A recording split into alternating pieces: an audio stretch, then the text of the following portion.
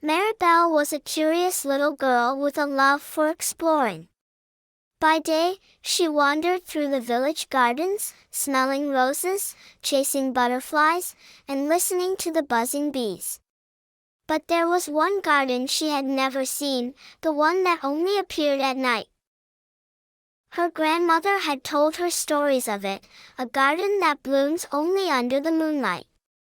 Flowers that whisper, vines that glow, and creatures that sing.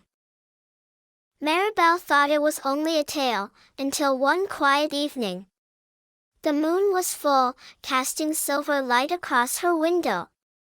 As she drifted toward sleep, she noticed something odd, a trail of glowing petals leading away from her bed, out the door, and into the night. Barefoot, Maribel followed the trail. It led her to the edge of the forest, where a tall iron gate stood.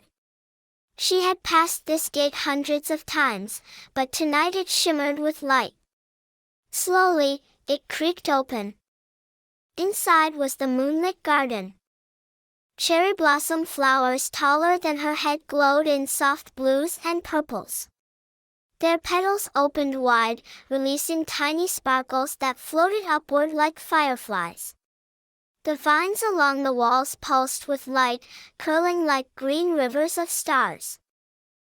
Maribel gasped. "It's real."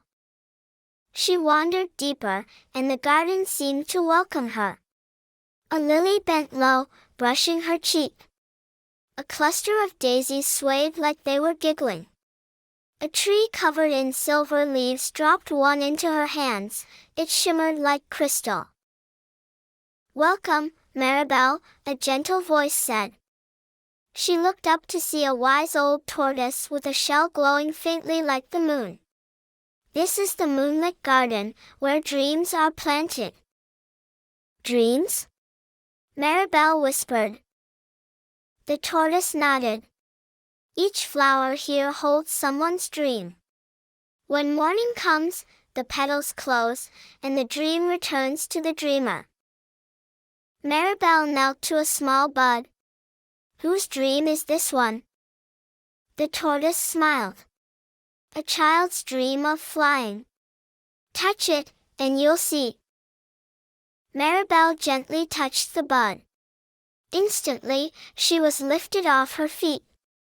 She soared above the garden, laughing, gliding between moonlit trees until she floated back down. Next, she touched a glowing vine. A soft tune filled the air, like hundreds of voices humming together. "A dream of music," said the tortoise.